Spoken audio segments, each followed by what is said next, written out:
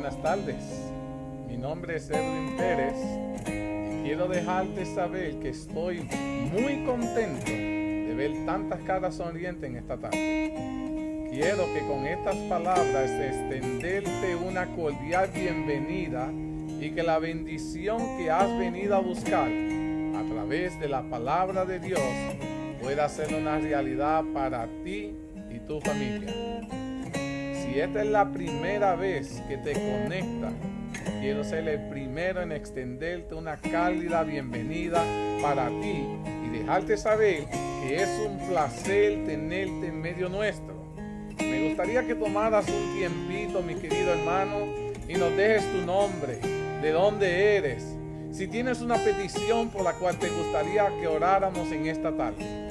Esa información nos ayudará a conocerte un poco mejor y saber cómo podemos servirte y orar por ti. Dicho estas palabras, quiero que en este preciso momento preparemos nuestros corazones para el próximo segmento. Que el Señor me los bendiga grandemente a cada uno de ustedes. Oremos, querido Padre. Cuán agradecido estamos un grupo de tus hijos en esta tarde. Hemos querido reservar este espacio para abrir no solamente las puertas de nuestro hogar, sino abrir las puertas de nuestros corazones. Entendemos que al abrir tu palabra, es Jehová quien habla. Es Jehová que tiene palabra de vida para su pueblo. Queremos, Padre, agradecerte porque permites que los hermanos Mateo puedan estar en medio nuestro conectados. Es lamentable por lo que has pasado, pero hemos visto tu mano sobre ellos. Queremos pedirte que puedas continuar tu mano sanadora, obrando con ellos para que se puedan recuperar en su totalidad. De igual manera, te seguimos pidiendo por la salud de Little Anthony, para que pueda ser recuperado, Padre, totalmente. Pedimos por la hermana Celeste. Lamentablemente, su yerno ha fallecido. Y solo te pido, Padre, que tú puedas estar en este preciso momento con su familia. Que le puedas brindar el consuelo que ellos necesitan. Y ayúdanos a nosotros, los hermanos allegados a ellos, acercarnos a ellos y darle, Padre, palabras de vida, de esperanza. Y dejarles saber que estamos presentes para lo que ellos nos necesiten. Bendice este estudio. Sé tú el invitado de honor. Sé tú el que lo dirija de principio a fin. Permite, Padre, que podamos ser bendecidos a través de esta, tu palabra. Todo esto te lo estamos suplicando. Te pedimos también por la salud de mi esposa, para que también se pueda recuperar. Y cada una de nuestras necesidades, tú las conoces, las ponemos en tus manos. Todo esto te lo suplicamos, te lo agradecemos. En el maravilloso nombre de Jesús. Amén. Feliz sábado, mis queridos hermanos. En este preciso momento vamos a continuar con nuestro seminario de estudio del libro de Daniel. Continuamos estudiando el capítulo 7 de Daniel. Hoy vamos a profundizar un poquito entre el cuarto reino y el terrible y espantoso cuarto reino de hierro. Tenemos que recordar que el cuarto y último metal con los 10 dedos, que equivale a la cuarta y última bestia con los 10 cuernos que estudiamos en el capítulo 2 de Daniel y el capítulo 7 de Daniel, estamos hablando del mismo evento, y ese último metal y esa última bestia representaba, habíamos dicho la semana pasada, a Roma. Tenemos que tener eso claro. Pero hoy quiero dar más base histórica y bíblica de que la Biblia da base para que nosotros podamos entender de que sí se refiere a Roma. No es que la iglesia adventista está sacando algo así de porque le da la gana darle reino. La palabra de Dios da luz sobre esto. En ambas profecías, nosotros habíamos dicho la semana pasada, se añade cada vez un nuevo elemento. En Daniel 2 se agregaba el barro cocido, del alfarero mezclado con el hierro en los pies, ¿se acuerdan? Y los 10 dedos de la imagen. Y eso es equivalente a los cuernos pequeños de Daniel 7 que se mezclan con los 10 cuernos. Ahora, en los temas anteriores ya habíamos identificado a este cuarto y último reino y habíamos dicho que era Roma.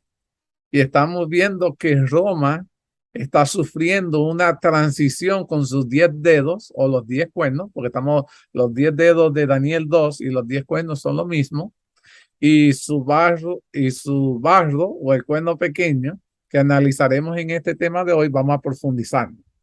Ahora, ya nosotros sabemos lo siguiente, según Lucas 21, versículo 20-21, Jesús define a Roma como el enemigo de Dios, del pueblo de Dios. En Daniel 9, versículo 26-27, Daniel define a Roma como el desolador del Mesías, de Jerusalén y del templo.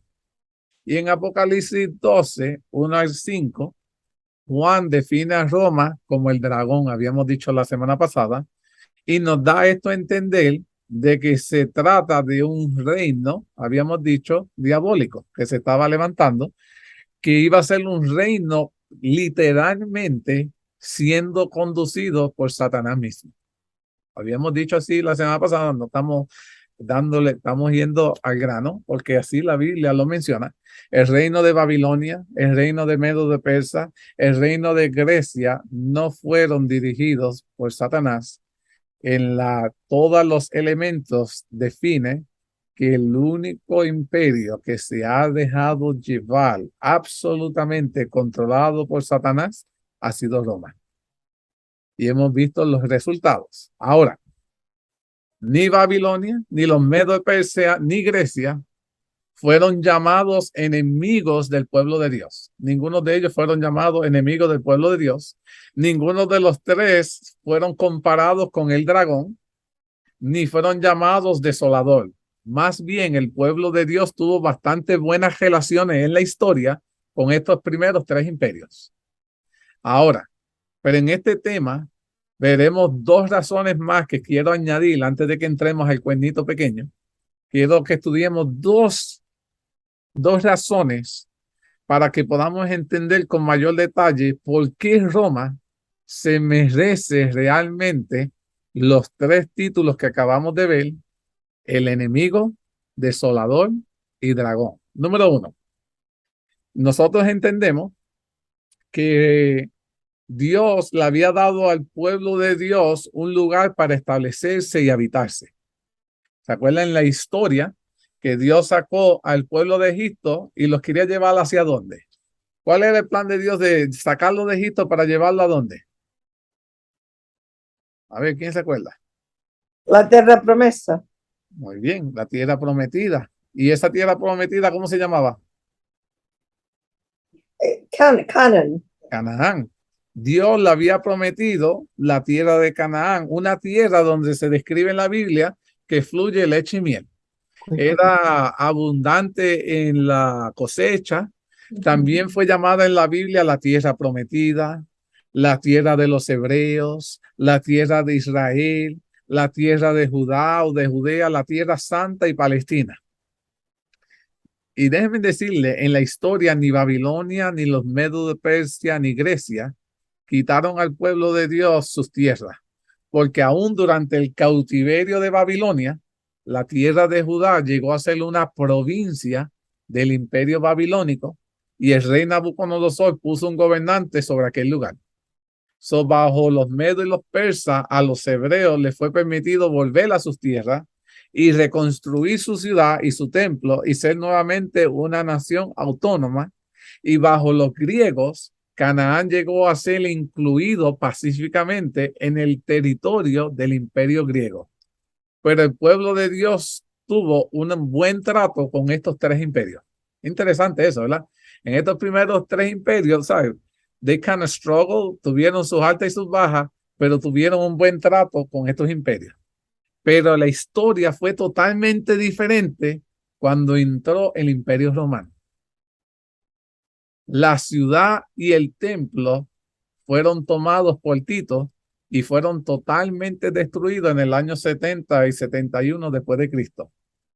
Y la nación judía en ese preciso momento dejó de existir en la tierra de sus padres. Roma literalmente arrebata al pueblo de Dios la tierra prometida. Interesante ese aspecto. Los dos puntos focales de su desarrollo, que era el judaísmo, fueron los dos destrucciones del templo de Jerusalén. La segunda tuvo como consecuencia la destrucción del Estado judío y una extensa dispersión de los judíos por el mundo. Jesús había predicho eso, ¿se acuerdan de eso? En Lucas 21, 24, Jesús dijo, serán llevados cautivos a todas las naciones, diciendo de la segunda destrucción que iba a pasar, que el pueblo de Dios, Jerusalén. Y aquí está la primera razón adicional por qué Roma es el enemigo y el desolador del pueblo de Dios, y es también llamado el dragón. Los hebreos fueron el único pueblo en la historia del mundo, mis queridos hermanos, que recibieron de parte de Dios un territorio definido. Do you realize that? De todas las naciones que existían en ese momento, el único pueblo que Dios les da un terreno exclusivo para ellos fue el pueblo de Israel. A ninguna otra nación se le dio algún terreno, ¿cierto o falso? Después del jardín del Edén, que fue donde Dios creó a Adán y Eva, el pecado del pueblo de Dios estuvo por todas partes y Dios les separa un lugar para bendecirlos a ellos allí. Y fue la tierra prometida. Ahora, pero el poder diabólico romano se atrevió, mis queridos hermanos, a arrebatar al pueblo de Dios por violencia lo que Dios le había dado mediante una promesa. Miren qué interesante todo esto. Dios promete al pueblo de Dios un lugar de vivir, un lugar donde iban a tener la cosecha, iban a estar siempre bien. Y es el lugar que Satanás logra atacar para sacarlos de allí. Con mucha razón, los primeros cristianos vieron en el Imperio Romano el cumplimiento del número de la bestia, el 666. Dios mostró en visión a Juan esta bestia romana con sus 10 cuernos y con las mismas características del cuerno que aparece en Apocalipsis 13, donde recibe el número misterioso de 666.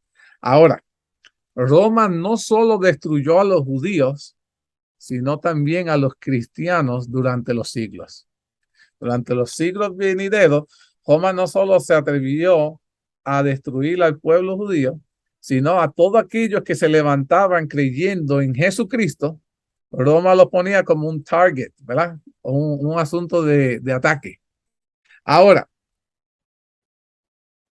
cuando estemos estudiando Apocalipsis, vamos a profundizar mucho, pero en el latín, que era el idioma oficial del Imperio Romano, se le llamaban lateínos. Lateíno significa la persona que habla latín. Y eran obispo de Lyon. Él dijo, entonces lateínos tienen el número 666. Y es una muy probable solución que este sea el nombre de este último reino de los 4 que viste por Daniel, ya que los latinos son aquellos que reinan actualmente contra los herenes. Cuando se estaba buscando la palabra, ustedes saben que en cada idioma, cada letra tiene un número.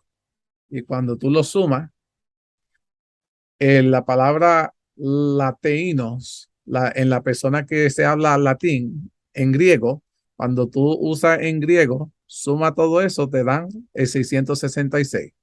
Si usas la otra palabra que se utilizaba en hebreo, romit, y tú usas el numeraje de que romit significa el reino romano, en Roma, el reino que está en Roma, si tú lo sumas, también te da 666. Y en el griego antiguo, la palabra el reino latino, no sé cómo pronunciarlo, también te suma a 666.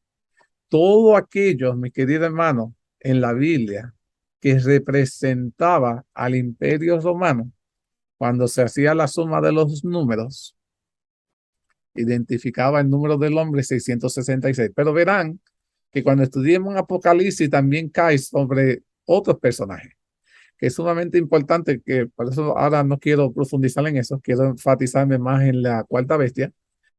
Pero dice que cuando nosotros estudiamos en la Biblia, y la Biblia utiliza la palabra mujer, ¿a qué se refiere? Church. La iglesia. La iglesia. Y cuando hablan del esposo, ¿a quién se refiere? Jesus. A Jesús, ¿right? Entonces dice, Dios es el esposo y la iglesia su esposa, ¿verdad? Una mujer representa en simbología bíblica y profética una iglesia o también una religión, siendo Dios el marido o la esposa, y eso está en 2 Corintios 11:2, Isaías 54:5, Oseas 2:16, 19 y 20, y Apocalipsis 19, 7 y 8. La relación que Dios desea tener con su mujer es la siguiente. Dios desea guiar a su iglesia. Dios desea sostenerla. Dios desea amarla, cuidarla. Y Dios exige de su mujer que le sea leal, fiel y obediente. I think that's a good deal. Si tú me preguntas a mí, Dios me dice, yo te voy a guiar, yo te voy a sostener, yo te voy a amar, yo te voy a cuidar. Pero lo único que te pido es que en esta relación tú me seas leal, tú me seas fiel y me obedezca.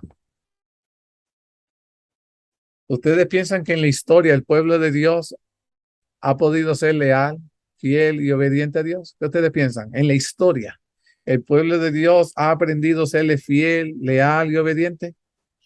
Siempre ha fracasado, pero siempre ha habido un grupito minorista.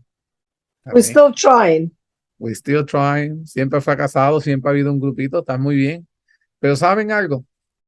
Mientras me puse a leer en toda la historia, y estoy de acuerdo con ustedes, seguimos tratando, pero siempre hemos fallado.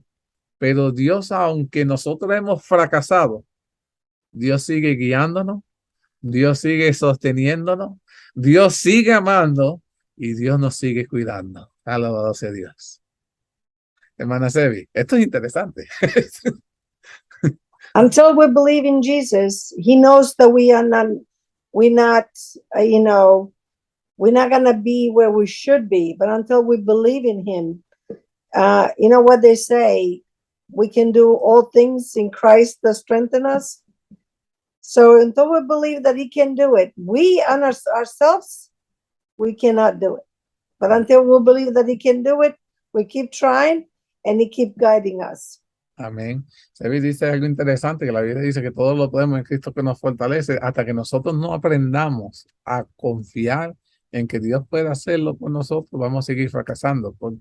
Pero yo me quedé sorprendido porque qué lindo es Dios, que su amor por nosotros no cambia.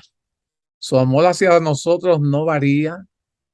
Mira, nosotros lo traicionamos, lo negamos, lo rechazamos. Nosotros no estamos siguiendo the end of the bargain. Cuando ustedes leen esas citas que yo le di, Dios siempre pedía a nosotros que lo fuéramos fiel, leales y obedientes. Y a cambio de todo eso, Él iba a proveer todo eso. Pero Dios sigue proveyéndolo a pesar de que nosotros hemos fallado en esta parte, hermano Mateo.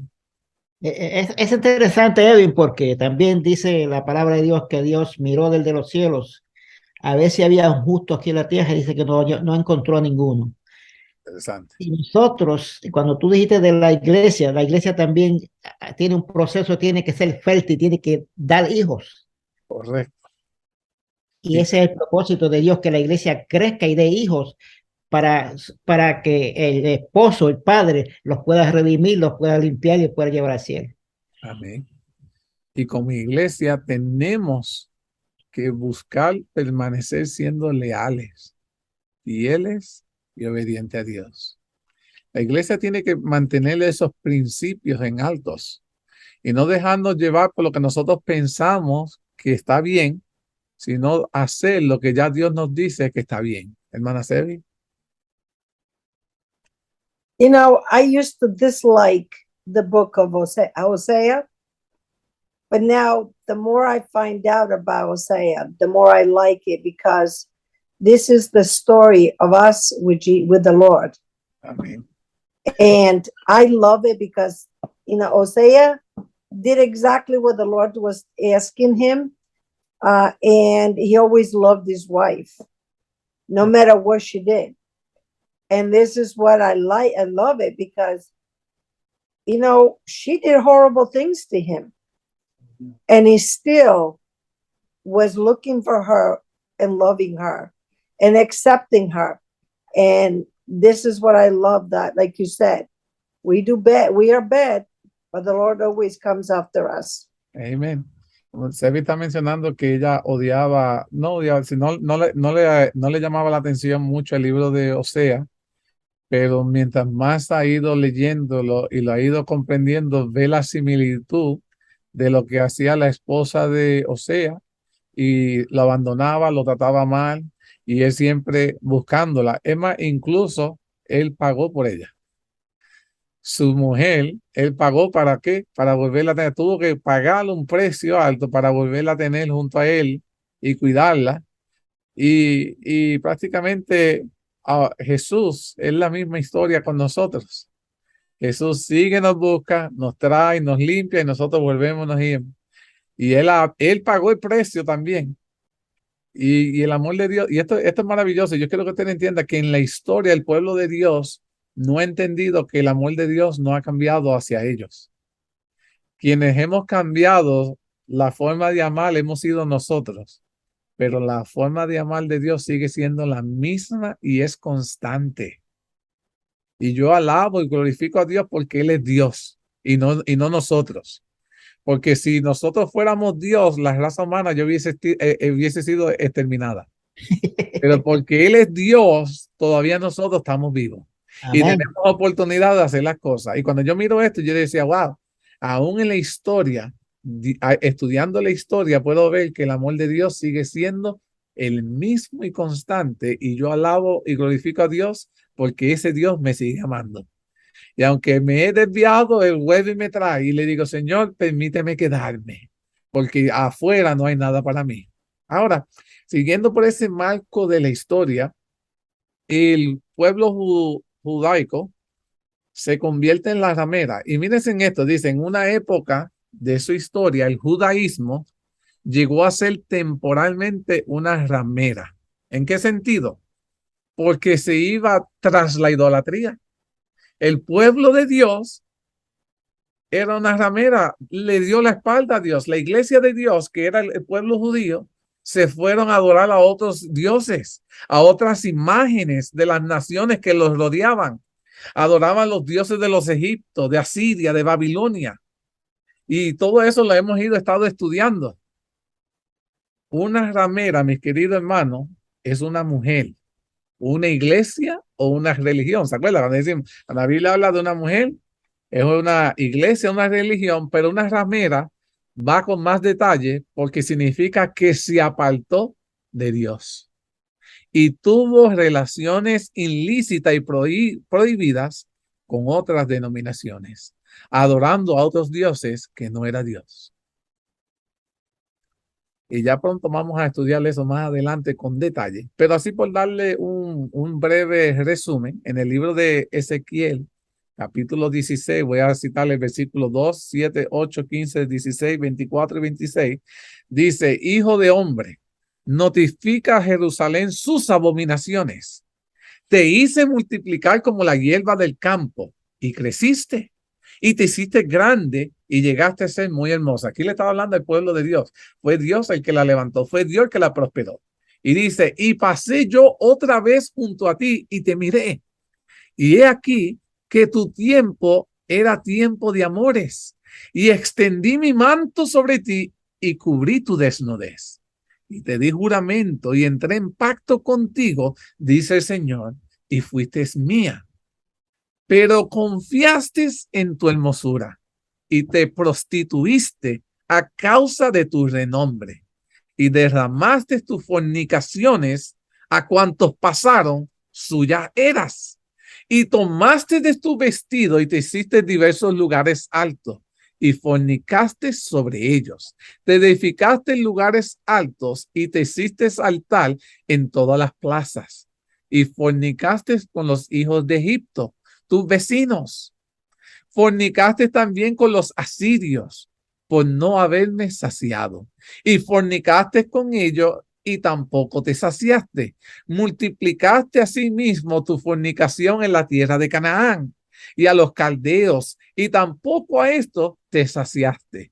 Cuán inconstante es tu corazón, dice Jehová el Señor, habiendo hecho todas estas cosas, obra de ramera de vergonzada, edificando tus lugares altos en toda cabeza de camino y haciendo tus altares en todas las plazas. Wow. Jehová reclamándole al pueblo de Dios su abandono, su infidelidad, la falta de lealtad y desobediencia, mis queridos hermanos. Me puse a leer esta cita, mis queridos hermanos, y si Dios hoy mirara cómo el pueblo de Dios está, repetiría las mismas palabras. ¿Sabían esos? Repetiría las mismas palabras. ¿Y cómo es posible que Dios nos levanta y le demos la espalda? Se nos olvida quién nos puso allí. Se nos olvida quién nos bendijo. Se nos olvida quién nos guió. Se nos olvida quién nos sostiene. Se nos olvida quién nos amó. Se nos olvida quién cuida de nosotros. Y dice aquí, porque no nos saciamos.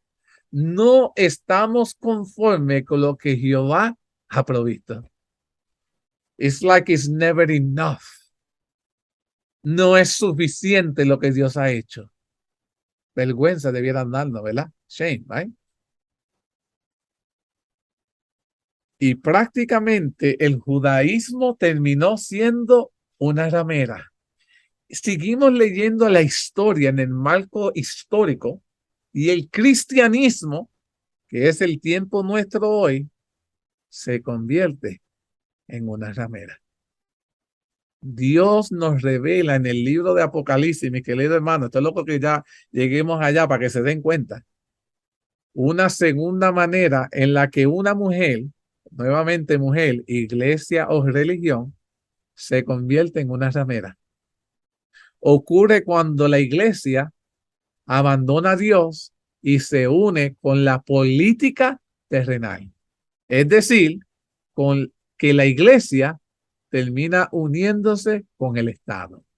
Pregunta que yo les hago a ustedes. ¿Ustedes piensan que Dios desea que la iglesia esté envuelta con cosas que tengan que ver con el Estado? ¿Qué ustedes piensan? No, Pero hay muchas iglesias que dicen, no, tenemos que estar unidos porque podemos no, tener tantos beneficios del Estado. El Estado nos puede dar tantos beneficios. ¿Qué ustedes piensan? yo creo que es un peligro. La hermana White dice que es un peligro nosotros. Y muchas de nuestras iglesias están como dice, penetrando en ese territorio prohibido.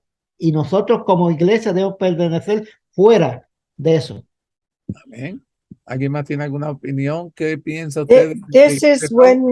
This is when you don't know your husband, and you asking for another man to help you, because if they knew their husband, they knew that they shouldn't be looking for somebody else. Amén. Sebi, nunca había escuchado esa forma de pensar, pero estoy 100% de acuerdo. Se había dicho que porque la iglesia, que es la esposa, no ha conocido a su esposo, andan buscando a otro esposo para que le pueda suplir, pero si hubiesen conocido a su esposo, se darían cuenta de que no necesitan de otro para que le supla, porque el que tienen es más que suficiente para proveerlo lo que necesitamos. Amen. Y es cierto, mis queridos hermanos, si tenemos a Cristo, lo tenemos todo, no hay necesidad. Y acuérdense en algo que les voy a decir, el Estado no da nada de gratis. Quiero que sepan algo, te damos, pero hay algo que nosotros tenemos que siempre que give back. Y en lo que tenemos que give back, tenemos que tener cuidado en qué cosas tenemos que comprometer para poder recibir lo que el Estado quiere darnos. ¿Sabían eso? Siempre a veces el Estado te pide que tú te tengas que comprometer a algo que nosotros nunca debiéramos comprometer para recibir esos beneficios, esos servicios. Cuidado con esas cosas. Yo siempre le digo, they don't give you nothing for free. Ellos nunca te dan nada de gratis.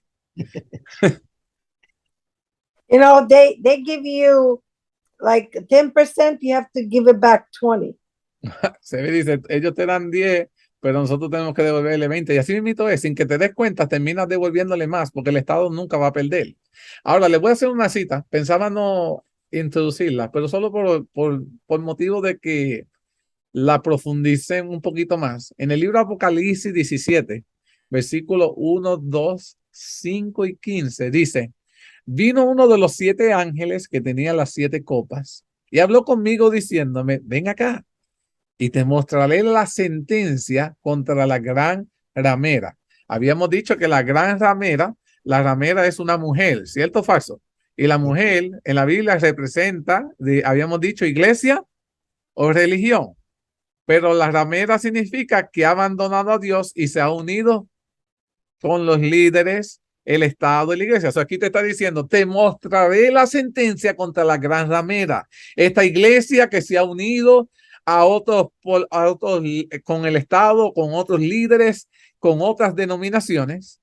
Y dice, la que está sentada sobre las muchas aguas, muchedumbre, persona, población, con la cual ha fornicado con los reyes de la tierra, y los moradores de la tierra se han embriagado con el vino de su fornicación.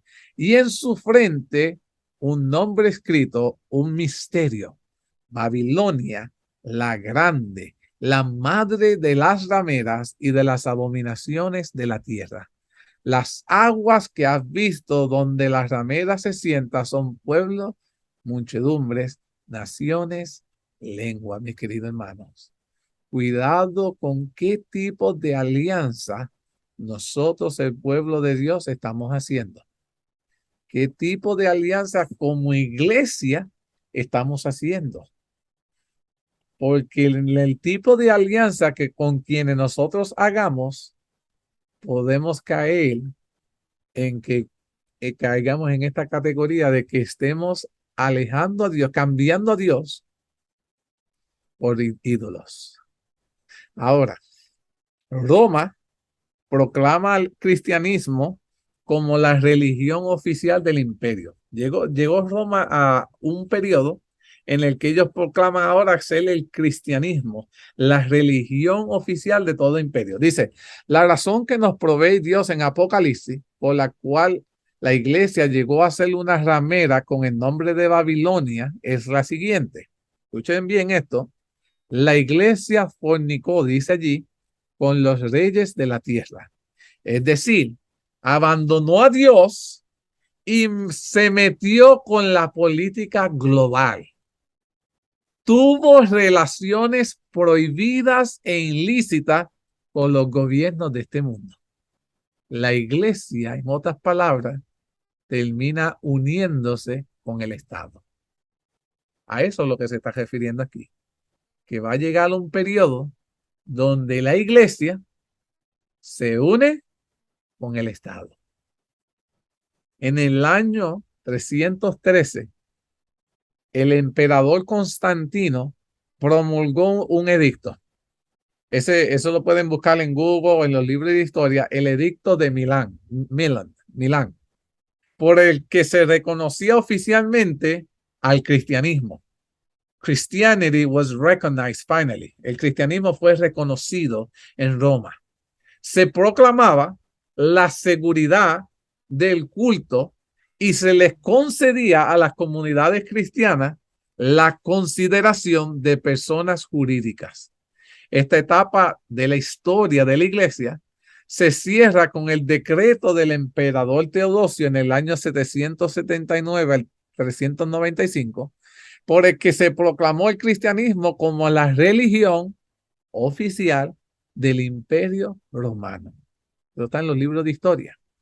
Y lo interesante de todo esto es que he aquí la segunda razón adicional por qué Roma es el enemigo y el desolador del pueblo de Dios. Y es también llamada el dragón. Porque la iglesia, que es el pueblo de Dios, fornicó, mis queridos hermanos, juntamente con ¿quién? Con el enemigo. Con el enemigo. No pudo elegir una pareja peor. Se metió con el desolador. Se unió con el dragón. La iglesia con el Estado. Ni Babilonia, ni los medos persas, ni Grecia hicieron del judaísmo la iglesia oficial de sus imperios. ¿Cierto o falso? El pueblo de Israel nunca fue la iglesia oficial ni de Babilonia, ni de los medos persas, ni de Grecia. Pero ahora Roma hace que la iglesia cristiana sea la iglesia oficial de ellos. ¿Y qué cosa más interesante eso? Que el cristianismo que ellos criticaban y habían matado, ahora es la iglesia oficial. En otras palabras, para mí estaban haciendo un cover-up, un disfraz, right? Ahora, pero justamente Roma hizo el cristianismo la iglesia oficial de su imperio.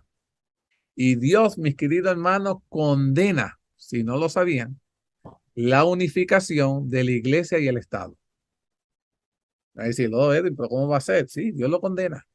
La religión, mis queridos hermanos, y la política nunca, nunca deberían unirse. La opinión de Cristo al respecto fue muy clara. Si ustedes buscan en el libro de Mateo, capítulo 22, versículo 21, Jesús mismo dijo, dad pues al César lo que es de qué, lo que es de César, pero a Dios dale lo que es de qué, De Dios. de Dios. No se mezclan esas dos cosas. Lo de la política, que se quede con la política, y lo de Dios, que sea de Dios. Eso está claro, hermano Mateo, diga. Mira, hay una cita del Espíritu de Profecía, dice que nosotros, que la política es como un águila con dos alas bien anchas, grandes, y donde quiera que nosotros nos montemos en cualquier partido, vamos con el diablo. Escoge en cualquier bando. Mira, Jesús era un defensor de la separación de la iglesia y el Estado. Jesús nunca promocionó que la iglesia estuviera involucrada con el Estado. Al contrario, Jesús dijo, no, they cannot be together. Cuando se une la religión con la política, surge el siguiente gran problema, que como consecuencia de esta unión prohibida, se comienzan a emitir leyes religiosas que tienen como fruto la persecución de minorías que creen diferente. ¿Sabían eso? Cuando el Estado se une con la iglesia, comienzan a crearse leyes religiosas, religious law, para forzar a los grupos minoritarios para que sigan la religión oficial. ¿Sabían eso? Interesante eso. ¡Qué peligro, hermano Mateo, diga! Es tremendo, porque a pesar de que Dios, a través del apóstol Pablo, dice que nosotros debemos respetar la ley civil donde estamos, siempre y cuando que no se interponga con la ley de Dios. Y cuando le trajeron a Cristo la moneda, ¿qué dijo? Dar a César lo que es de César y a Dios lo que es de Dios. Amén. Miren esto, cuando estudiamos Daniel, ¿verdad? Danielito, capítulo 2, Nabucodonosor era el líder político y habíamos dicho que también fue el líder ¿qué? Religioso de su tiempo y dictó una ley para que todos se postraran ante ¿qué? Ante rey. Ante la imagen aquella, ¿verdad? Y si no, ¿qué pasaba? Porque sabía que la mayoría ya estaban, sus religiones estaban unidas al Estado, pero solo había una minoría que no lo iba a hacer. Y entonces, ¿cuál era la sentencia? Eliminarlos. Vemos Medo y Persas cuando conquistaron a Babilonia. El rey Darío dijo que nadie se podía postrar a nadie que no fuera quién, que no fuera él, porque él es ahora Dios. Iglesia con Estado, y el que lo hiciera que fuera la minoría, y era solo para eliminar a quién, a Daniel. Estamos viendo que en la historia Dios ya nos ha señalado que cuando la iglesia se une con el Estado comenzará a hacer leyes religiosas para forzar al grupo menor a seguir la iglesia mayor. Peligroso eso, mis queridos hermanos. ¿Sabe? ¿Tiene un comentario? I was gonna say, it's not much changed, because there is a little state that's the same, state and religious, and it still wants things the way Nebuchadnezzar was doing it. Interesante, se dice, no ha cambiado mucho el estado de la iglesia porque se sigue queriendo hacer las cosas igual como lo hizo Nabucodonosor. Y así, mi querido hermano, lo va a hacer. Y Jesucristo, sabiendo esto, nos amonesta a nosotros, la iglesia, a no tener relaciones con el Estado. Pues cuando el Estado se una con la religión, y déjenme decirle, volverá a suceder. Cuando el Estado se una con la religión, dictará lo que el poblador debe creer. El Estado te va a decir a ti cómo tú tienes que creer, cómo tú tienes que adorar, cuándo tienes que hacerlo y cómo el habitante debe orar o cómo debe adorar. De esta manera, mis queridos hermanos, se perderá lo que hoy nosotros disfrutamos, que se llama la libertad religiosa y la conciencia. La intolerancia religiosa aumentará y con ella aumentará la persecución. ¿Sabían eso? Todo está ahí, pero la gente quiere ignorar esto, mis queridos hermanos, y todo está en un así dice Jehová. Ya Jehová nos está amonestando de que esto está por suceder.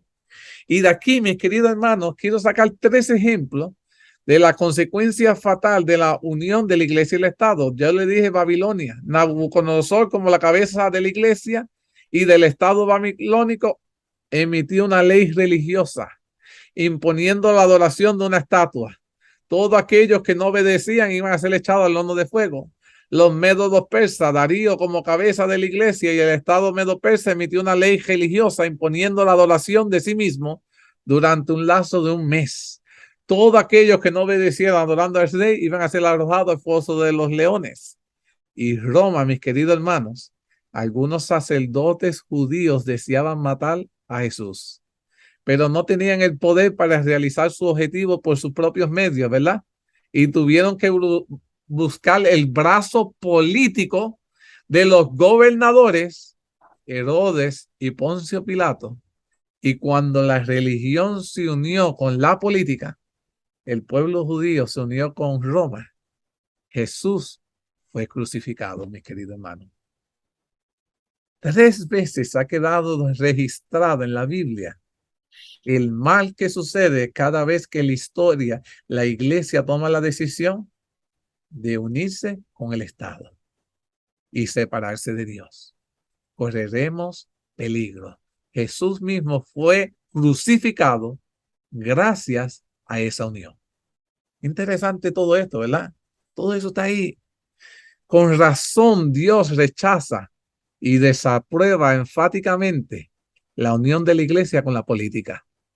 Es algo tan ofensivo para Dios que si su iglesia o el pueblo se une con los gobernantes de este mundo, dejaría de ser su mujer. En otras palabras, dejaríamos de ser su esposa y nos convertiríamos en una ramera fornicaria. ¿Sabían eso? Inmediatamente cuando la iglesia se une con el Estado, esa iglesia deja de ser la esposa de Cristo y se convierte en una ramera. Así es como Dios lo llama. Ahora, resumen histórico anticipado. Sabemos que a la bestia romana, habíamos dicho, le salen 10 cuernos. Tras ellos salen un cuerno pequeño, delante del cual son arrancados 3 de los 10 cuernos ya primero que habíamos hablado, ¿verdad? Ya hemos estudiado de que se tratan de 10 tribus, las tribus bárbaras, que conquistaron al Imperio Romano y se subdividieron en 10 partes. En realidad, conquistaron e hicieron caer al Imperio Romano Occidental, pues el Imperio Romano Oriental se mantuvo todavía durante 10 siglos más. Y he aquí la subdivisión del Imperio Romano en las 2 piernas del hierro de la imagen profética de Daniel 2. Interesante esto, porque cuando hablamos de la subdivisión, acuérdense que habían 2 piernas. Y entonces los bárbaros solo conquistaron la parte occidental, pero no la parte oriental. Por eso habían las 2 piernas. Ahora, inicialmente hubo un grupo de ancianos o obispos en cada congregación o iglesia cristiana local. Ellos fueron elegidos por los miembros de la comunidad de los fieles. Se trataban de personas reconocidas como íntegras e idóneas para ese cargo dentro de la congregación. Y en el siglo IV hubo un cambio y ya no solo hubo un anciano o un obispo por iglesia o congregación cristiana en la cual ya no fue elegido por las bases, sino por el cuerpo electoral restringido y estrictamente señalado. Ellos llegaron a ejercer funciones políticas aparte de sus funciones religiosas. Luego hubo obispos sobre obispos y los obispos de las ciudades más importantes luchaban por la supremacía obispal. ¿Quién iba a ser the Pope? El occidente era la ciudad de Roma y el oriente era la ciudad de Constantinopla, Antioquía, Alejandría, Jerusalén. Todo esto es historia. Cuando la sede, mis queridos hermanos, del Imperio Romano fue trasladada de Roma a Constantinopla, y eso fue lo que se pasó a llamar la Nueva Roma, el obispo de Roma llegó a ser el obispo más poderoso del occidente, heredando el poder de los emperadores romanos del occidente, y ese fue el que fue llamado el Papa. Los obispos de las 4 ciudades más importantes del oriente fueron llamados los patriarcas. El más poderoso de ellos, con supremacía sobre los demás, llegó a ser el patriarca de Constantinopla, llamado el patriarca ecuménico o el universal. La religión de Roma occidental, bajo el papado, llegó a ser ahora lo que nosotros llamamos la Iglesia Católica Romana, y la religión de Roma oriental, bajo los patriarcas, llegó a ser la Iglesia Ortodoxa Oriental. Y viene de la palabra griega que significa creencia correcta. Los patriarcas del Oriente no reconocieron la supremacía del Papa de Roma y llegó a su cisma y tuvieron que ejercer una división. Por lo tanto, las 10 tribus bárbaras fueron cristianizadas. 7 de ellas aceptaron el catolicismo romano, siendo los francos bajos, pero 3 de las tribus bárbaras aceptaron lo que era el arrianismo, que era la doctrina que no reconocía la divinidad de Cristo. Fueron esos los rulos, los vándalos y los ostrólogos. Y en el año 476, Odoacro, jefe de la tribu bárbara de los hérulos, obligó al emperador romano, a Augusto, a abdicar, hecho que puso fin e hizo caer el imperio romano del occidente. Los emperadores del imperio romano del oriente aceptaron la fe católica romana y se pusieron en marcha para destruir a las tribus arianas, que significaban que serían una seria amenaza para ellos. Son las 7 tribus que habían aceptado el catolicismo, fueron a atacar las otras 3 tribus que no reconocían a Cristo, el cristianismo. Y hay que mencionar sobre todo a los 2 de ellos, que fue Zenón y Justiniano. Zenón envió a Teórico, que atacaron, Y dice, entonces hubo otro emperador en el oriente que fue Justiniano. Él era un fiel católico romano y deseaba liberar al obispo de Roma de los arianos y los católicos del norte de África de las persecuciones arianas. Justiniano proclamó al obispo de Roma como la cabeza de todas las santas iglesias y envió a su general Belisario en una guerra santa para convertir o eliminar a los arianos del occidente. Belisario destruyó primero a los vándalos del norte del África, entonces marchó con sus tropas de 5,000 hombres hacia Roma y llegó a ser prisionero de la ciudad que deseaba liberar. Destruyeron los acueductos, destruyeron a toda Roma, mi querido hermano, y dice, de esta manera fueron arrancados las 3 tribus bárbaras que no aceptaron el obispo de Roma como su autoridad. Los papas llegaron a ser, cierto sentido, la continuación de lo que nosotros llamamos religiosa política de los antiguos césares romanos. Y vale mencionar que hubo otra tribu ariana, pero ellos no causaron problema al papado, pues estaban en el otro extremo de Europa y no fueron atacados.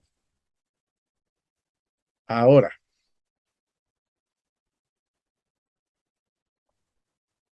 pregunta que yo les hago. ¿Piensan ustedes que hoy en día nuestra iglesia correría peligro si intentara unirse con el Estado? ¿Qué ustedes piensan? Bueno, What? I'm sorry, hermano, go ahead, go ahead. es de suma importancia que nosotros permanezcamos independientes, con ninguno tipo político o unirnos a una red, pero que sabemos que proféticamente está escrito, dice Jesús, dijo, escrito está, que esto viene ya y ya se está proclamando. Y el mes pasado tuvieron una reunión en Roma, donde desgraciadamente, lo voy a decir, nadie se ofenda, habían representantes de de nuestra dominación. Pero sabemos que es sumo peligroso y que nosotros tenemos que apartarnos de todo eso, porque dejar que Dios sea el que tome el mando, que Dios sea el que haga lo que tenga que hacer y nosotros obedecer a Dios. Hermano Sebi. I was going to say the same thing hermano Mateo said. But you know what?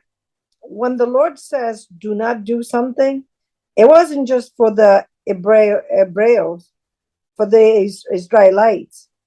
We're still in this earth. The church is still not clear. It's still not, we're not in heaven to say, okay, nothing's going to happen. Whatever it was, it will be. So we saw what happened when they were church and state together, and we know what's going to happen when the church and the state's going to get together. It's going to be persecution. There's nothing that's going to change. So, I mean, some people don't want to understand that. They don't want to understand that, but nothing's going to change. Ahora mismo, y perdóname, bebé, es ahora mismo, y vemos que nosotros en sí, ¿sabes? Estamos siendo perseguidos, primero por los mandamientos, porque sabe que ninguna otra secta religiosa acepta los mandamientos de Dios. Imagínate si se uniera al Estado y cambiara todo eso. Entonces, ¿dónde está la gran jamera siempre? Está en la plaza, frente a las alcaldías. ¿Ah? Pues ya está ¿cómo se dice? Con el Estado, como se dice, porque está ya en los municipios, está con el gobierno desde un principio. Busca dónde se encuentran estas iglesias, si no es al lado de los municipios siempre. Oh, cierto, en Puerto Rico mayormente puedo apreciar más esto cuando ustedes buscan en cada pueblo. La iglesia principal, Puerto Rico es mayormente católica, y la iglesia primordial está en el mismo medio del pueblo, gigantesca. O sea, hay muchas iglesias católicas pequeñas, pero la mayor está en el mismo centro del pueblo, al ladito de la alcaldía. Yes. Está la iglesia católica, la plaza en el mismo medio y en la esquinita al frente o al lado siempre está la alcaldía. Y fíjate, no lo había pensado. Gracias que compartieras eso con nosotros, Edwin, porque se ve que ya la influencia de que la iglesia y el Estado ya se están cerquitas, están juntos, no van a ir. Y prácticamente la pregunta que nos haríamos es, ¿quién en realidad está moviendo el gobierno? ¿El gobierno o la iglesia? Que detrás del Estado está haciendo estos movimientos. Interesante esto, ¿verdad? Que aparenta que es el gobierno que está tomando las decisiones, pero detrás del gobierno, ¿quién está dictándole al gobierno qué hacer?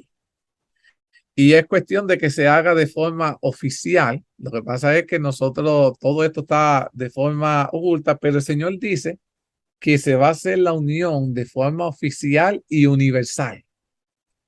Y cuando esto suceda, se va a querer imitar lo que hizo la primera bestia allá de Roma, se va a querer hacer aquí en los Estados Unidos y de Estados Unidos se va a impartir para el mundo entero. Y tristemente se va a afectar nuestra libertad religiosa. Y mis queridos hermanos, es el momento cuando como pueblo de Dios nosotros tenemos que aprender a serle fiel a Dios en esta libertad, porque si no le somos fieles a Dios, en especial en el sábado, en este momento que estamos en libertad, ¿quién te dice a ti que le vas a ser fiel a Dios en el medio que cuando surja la ley dominical? Este es el momento de aprender a serle fiel a Dios, porque si tú no puedes serle fiel ahora, no vas a poderlo hacerlo cuando venga esta prueba. Bendice mío. Esto es serio. Este es el momento ahora de que como iglesia tenemos que nosotros no poner pretexto porque no podemos serle fiel a Dios, y es cuando tenemos que ahora confiar en Dios, que Jehová proveerá, porque Jehová lo ha hecho en el pasado, lo está haciendo en el presente, porque yo puedo dar fe de eso, y Dios lo puede hacer en el futuro. Jehová no nos ha abandonado. Acuérdense, se lo dije al principio, el amor de Dios sigue siendo constante. El cuidado de Dios sigue siendo el mismo. Dios nos sigue sosteniendo the same way como Él hizo el pacto desde el principio. Él está ahí. Quienes hemos cambiado hemos sido nosotros, pero Jehová sigue siendo el mismo. Hermana Sevi, ¿tiene un comentario? We are in training right now. Cierto, estamos en entrenamiento. So, I mean, if we train good, we're going to get the prize. Claro. If we're not gonna, if we're gonna get tired halfway, we're gonna get nothing. Ahora, vemos que hubo una lucha entre los obispos de Roma y de ahí surge el origen del papado. Dice, el pontífice aparece cada vez más como el jefe temporal de Roma, que se convirtió en el centro de la cristiandad.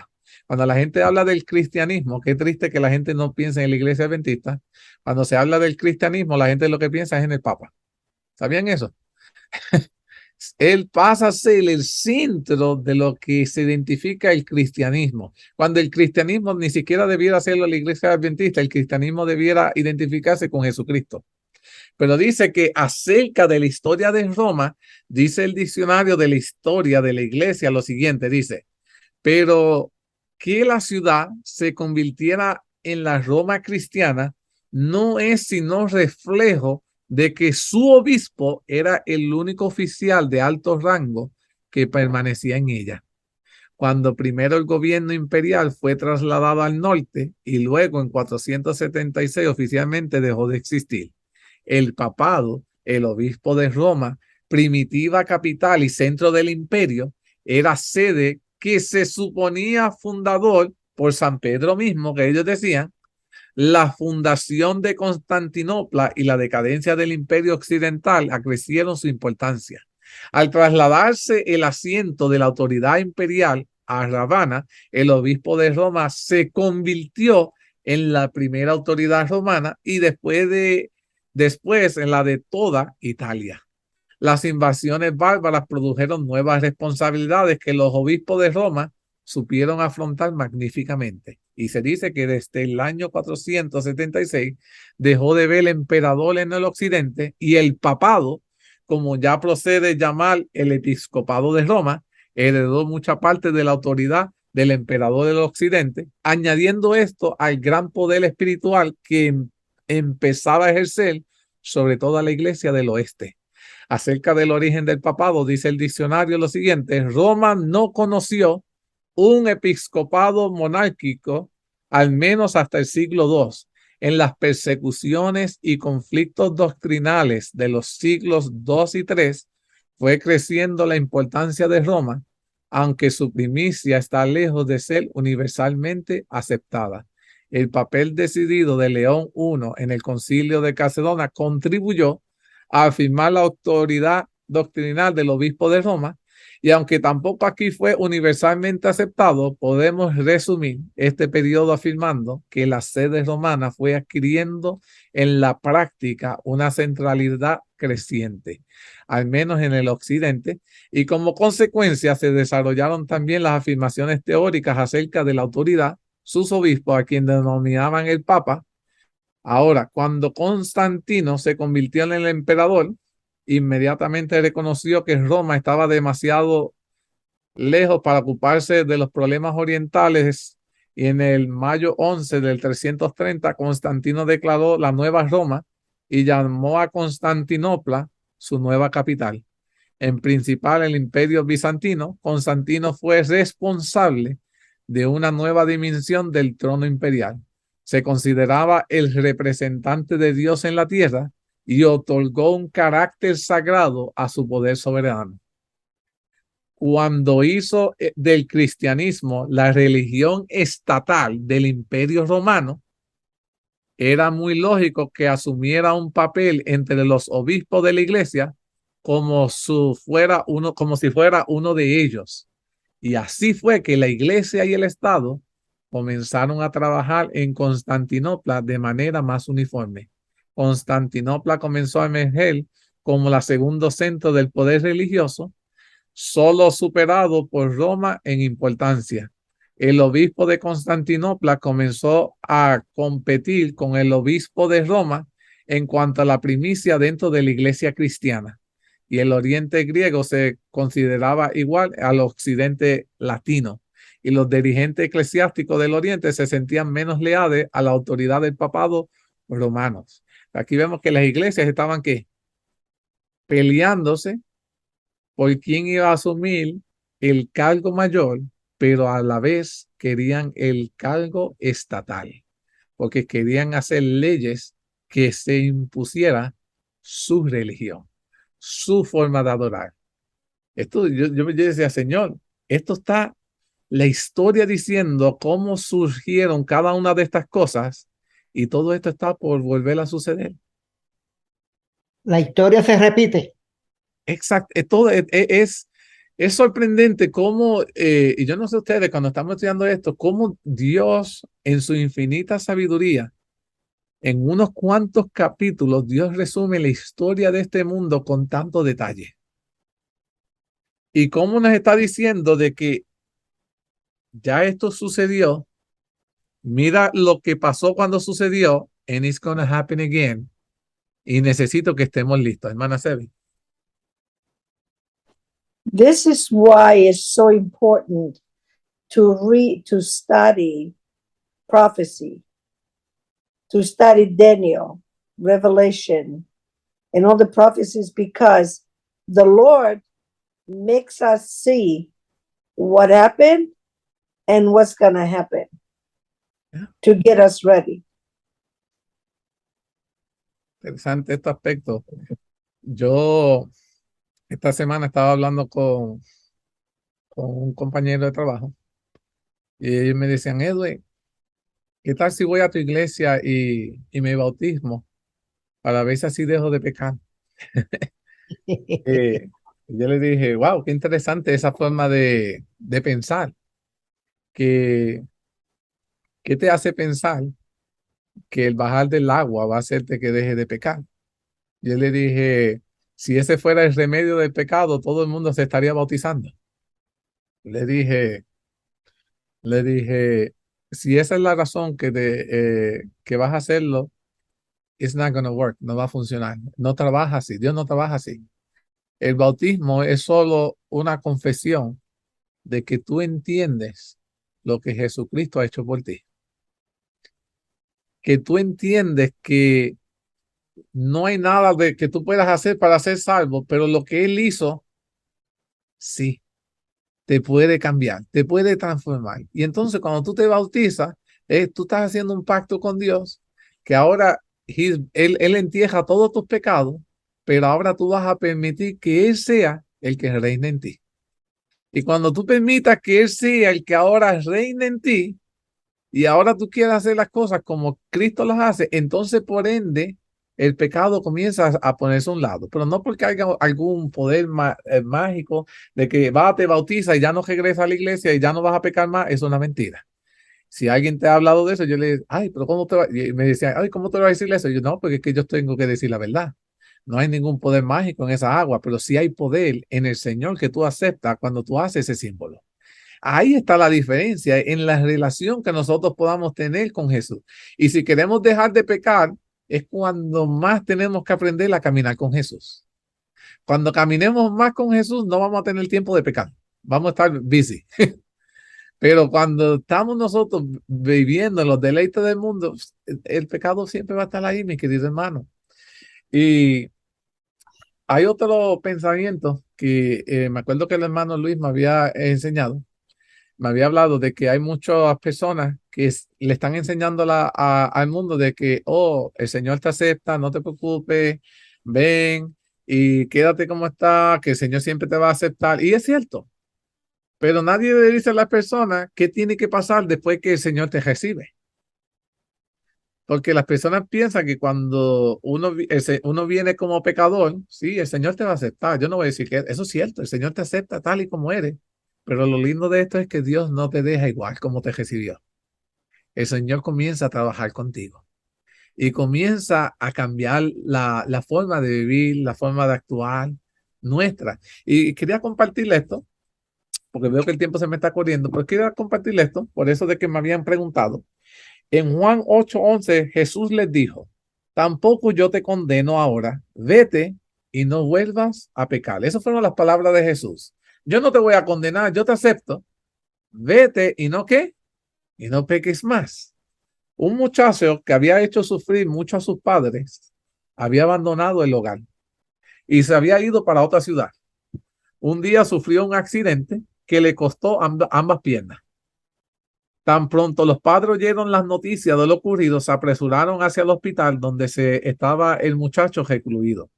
Allí lo abrazaron, le dieron muestra de su amor invariable. Luego, con gran humildad, el muchacho dijo, ¿quiere esto decir que ustedes me perdonan? Y ellos le dicen, hijo, siempre te hemos perdonado. Y ahora mucho más, respondieron ellos. Pues entonces, ¿podré vivir sin pierna? Le preguntó el joven. El perdón es una de las necesidades básicas de todo ser humano. Son incontables las historias de personas que se han enloquecido o se han suicidado cuando se le han negado el perdón. ¿Sabían eso? La gente en el mundo, más que la sanidad física, la gente necesita saber que han sido ¿qué? Perdonados. Mentalmente hay gente que se están destruyendo, suicidando, porque no pueden vivir con el cargo de conciencia de saber que alguien no los ha perdonado. El perdón, mis queridos hermanos, es algo que no se le puede negar a nadie, porque Dios no nos lo ha negado a nosotros. Y yo leyendo sobre esto, dice, Jesús abandonó el monte de los olivos y se dirigió al templo. Esto está en Juan 8. De repente aparecieron los escribas y los fariseos y luego una gran multitud con piedra en las manos. En medio de ellos una aterrorizada mujer que agotada por la vergüenza, la desesperanza, cayó abatida al piso. La gente se abrió paso y ellos empujándola, la colocaron frente al Hijo de Dios. Entonces dijeron, maestro, esta mujer ha sido tomada en el acto mismo del adulterio. Qué coincidencia que la consiguieron en el acto mismo. Oye, qué coincidencia, ¿verdad? Y dice,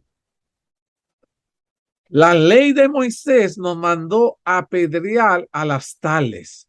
¿Tú pues qué dices? Oye, y otra cosa que me pregunto, la consiguieron en el pecado, pero solo la trajeron a ella y no a él. Interesante este aspecto, ¿verdad? Porque los consiguieron en el pecado, pero a ella la casca matar. Y mire, esto es una cosa, el ser humano es una cosa espantosa, pero interesante.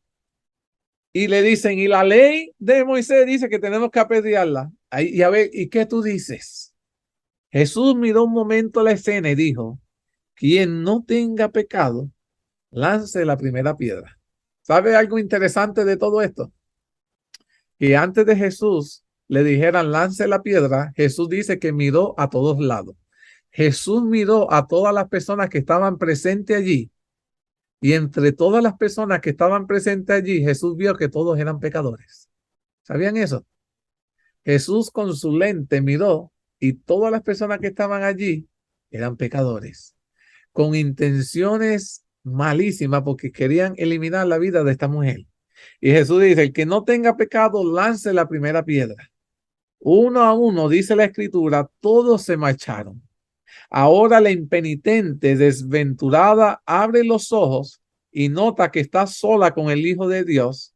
Jesús le pregunta, ¿dónde están los que te acusaban? ¿Ninguno te ha condenado? Aquella mujer respondió, Señor, ninguno. Pregunta que les hago. ¿Esta joven había pecado, sí o no? Sí, ella había pecado. Sí, hermano Ella Mateo. había pecado, pero también dice la sierva del Señor que los fariseos le habían tirado una trampa para que ella cayera. Los mismos religiosos le habían tirado una trampa para traer a Jesús. Y otra cosita que me encanta de eso es que Jesús escribió en polvo y el polvo se llevó los pecados porque nosotros no podemos mirar a las personas por lo que son, porque mañana pueden arrepentirse y aceptar al Señor. Alabado sea Dios, me gustó eso. Interesante esto, mi querido hermano. Ella había pecado, pero las personas que la llevaron allí habían causado que ella pecara. Le habían hecho la trampa, o sea, eran igual de culpables que ella. Y lo interesante de todo esto era que estaban delante de alguien que era justo. Si había alguien allí que podía tirarle piedra a todo el mundo, era Jesús. Jesús le podía tirar la piedra a ella y se la podía tirar a todos los fariseos y todos los líderes religiosos que estaban allí. A todos los santos que eran considerados allí, Jesús le podía tirar piedra a todos porque Jesús escribió cada uno de sus pecados. Qué interesante esto, que a veces vivimos en la iglesia creyendo que somos mejores que los demás, pero delante del ojo de Dios todavía hay pecados que nosotros ni siquiera reconocemos. Y cuando estamos delante de Dios, Dios nos los trae a la luz para hacernos reconocer que somos ¿qué? Pecadores. Que al igual que esa joven necesitaba ser perdonada en needed a second chance, nosotros también necesitamos una segunda oportunidad. Hermana Sebi. Isn't it great that, he makes us see the wrong, and then if we humble ourselves, he's there holding our hand. It's amazing. Amén, amén. Qué lindo saber eso, que Dios nos hace reconocer nuestras manos, pero si nosotros los reconocemos nuestros pecados, Él está allí para perdonarnos, Él está allí, no para condenarnos, Él quiere salvarnos. Y por eso yo estaba de acuerdo con el concepto de que el Señor te acepta, el Señor te trae, el Señor te acepta, el Señor te perdona, pero lo interesante de todo esto fueron las palabras que Jesús habló. Ella le dijo, Señor, ninguno me ha condenado. Y el maestro le dijo, ni yo te condeno. Jesús, ¿podía condenarla? Sí, podía. Pero él dijo, ni siquiera yo lo voy a hacer. Y le pidió un favor, fíjate, le pidió un favor a ella. No te voy a condenar, no te voy a apedrear, te puedo sentenciar a la muerte. And I'm not gonna do it, but I need you to do something. Necesito tú que hagas algo por mí. Y le dice lo siguiente. Ni yo te condeno, vete y no peques más. ¿Cuál fue el consejo de Jesús? La perdonó. Le dijo, you can go, but by the way, before you go, I need you to remember something. Antes que te vaya, Yo necesito que tú te recuerdes de algo que es importante que comiences a hacer hoy. No peques más. Este perdón te limpió hoy, pero si pecas nuevamente, necesitas buscar qué cosa, ese perdón nuevamente. ¿Sabías eso? Eso de que una vez salvo, siempre salvo. No, Jesús le dijo, no peques más. Dice, Jesús perdonó todo su pasado. ¿Qué le perdonó Jesús? Su pasado. Pero si ella volvía a pecar a la hora después, ¿ese perdón cubría ese pecado? No. No, y ahí es donde tengo yo el problema con muchas religiones que le dicen, no, vente, y el Señor, no, el Señor es misericordia, no, sigue esa vida de sinvergüenza que Dios te perdona. No, cuidado, ¿quién te dijo eso? Si Jesús, si Jesús hubiese dicho, bueno, tú puedes hacer lo que te quieras, que yo te voy a perdonar, le hubiese dicho, yo te perdono, vete tranquila, pero le dijo, no, no peques más. ¿Sabe? ¿Tiene un comentario? I mean, if the Lord finds you in the mud and he cleans you up, does he want you to go back to the mud? No. I Exacto. mean, he doesn't want us to be dirty. He doesn't want us to leave in the mud because that's not the way to do it. Interesante. Sebi dice que si el Señor te saca del lodo y te limpia, va a querer que tú regreses al lodo. No, el Señor no trabaja así. Si te ha limpiado, quiere que permanezcas limpio. Y eso fue lo que Jesús le dijo. Dijo, ni yo te condeno, vete y no peques más. Jesús perdonó todo su pasado para darle la seguridad de su completo perdón. Y le dijo, esta era la seguridad del perdón absoluto. No peques más. Si ella no volvía a pecar después de eso, ese perdón la cubría de todo lo que ya ella había hecho. Pero si volvía a caer, necesitaba volver a buscar de quién. De Jesús, mis queridos hermanos. Cada vez que el ser humano cae, tiene que volver a aquel que te puede limpiar. Hermana Sebi. That doesn't mean that she didn't sin anymore at all, Correcto. because that's not possible yet. It will be possible eventually, but not yet. But he didn't say, okay, I'm gonna voluntarily go and sin, because the Lord doesn't like that. Amén. You know, when he says go and sin no more, he meant to say, think before you do something. Amén. Sebi le estaba diciendo en otras palabras, cuando el Señor te dijo, vete y no peques más, en otras palabras es piensa antes de que vayas a pecar, a hacer lo malo. No, y así mismo yo puse, mira, Jesús extiende las mismas palabras para nosotros hoy y nos dice, vete y no peques más. Esa expresión es una promesa que Dios está haciendo, que significa, te libraré del poder del pecado. Te voy a dar la fuerza para que puedas resistir el mal. El Señor nos da la fuerza para resistir el mal. Pero a la vez incluye la palabra de advertencia a nosotros. Aléjate del pecado. Ese es el problema. El Señor te dice, aléjate del pecado. Es como tú eras un borrachito, el Señor te perdona, te limpia, pero te dice, no regrese a la barra. Don't go to the bar. Porque mientras estés en donde está el pecado, existe la tendencia de que vas a volver a ¿qué? A caer. El Señor le dice, no peques más. En otras palabras, no vayas y haga las cosas que hacías antes. Aléjate del pecado. Resiste el mal. Porque la paga del pecado es ¿qué? Muerte. Es muerte, mis queridos hermanos. El pecado puede destruirnos en un instante si confías en la vida de pecado que lleva. Pero si confías en Jehová y resistes el mal, el Señor te dará la victoria. ¿Qué consejo quiero darle en esta tarde, mi querido hermano? Es que nosotros miremos a Jesús. Y cuando miremos a Jesús, solo de mirarnos nos vamos a dar cuenta de cuán pecadores somos. Pero en los mismos ojos de Jesús podemos encontrar salvación. Podemos encontrar el perdón que necesitamos.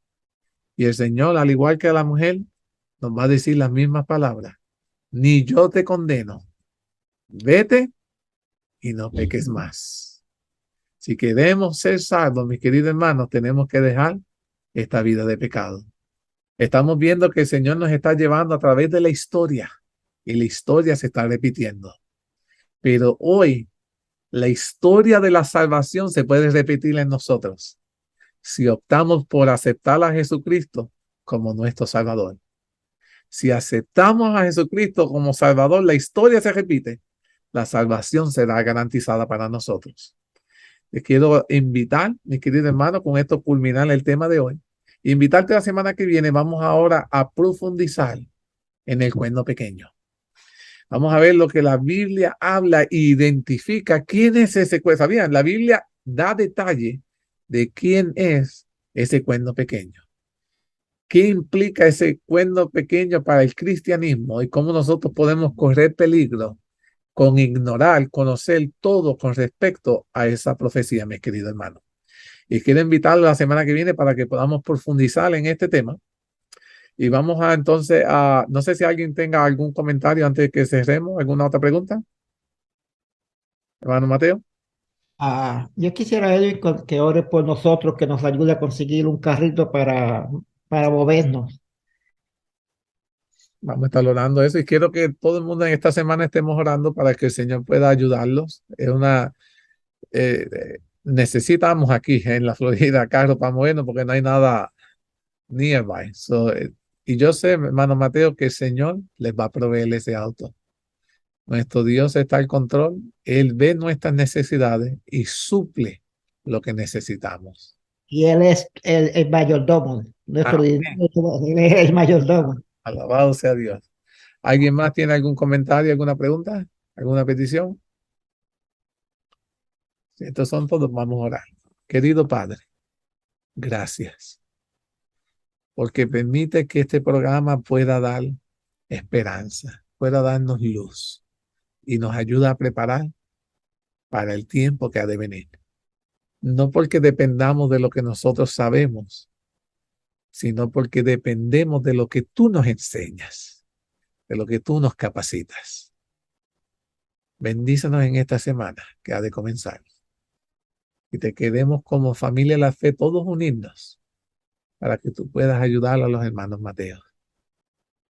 Han perdido su vehículo y tú sabes cuántos necesitan para poder ir a sus citas médicas, hacer sus compras, suplir sus necesidades. Necesitamos, Padre, que tú como nuestro mayordomo mires la necesidad de estos tus hermanos y puedas proveerles de una transportación. Sé que ya tú la tienes. Ayúdalos a ellos a dirigirse al lugar que tú tienes preparado para que ellos puedan moverse. Y ayúdanos a que nosotros podamos dar oraciones de gratitud porque así te han manifestado con poder con ellos. Amén. De igual manera pedimos por la restauración de su salud en su totalidad. Que cualquier dolor, malestar que todavía tengan puedan ser aliviados totalmente y restaurados totalmente. Bendícenos en esta semana, cualquiera sean los desafíos, que podamos obtener la victoria en el nombre de Jesús. Todo Amén. esto te lo suplicamos, te lo agradecemos, no porque nosotros hagan méritos, sino por los méritos de tu Hijo amado Jesús. Te lo suplicamos y ya de antemano te lo agradecemos. Amén. Amén y amén. Que el Señor me los bendiga a todos y les espero ver la próxima semana. Bendiciones. Bye bye. God bless. Dios los bendiga a todos.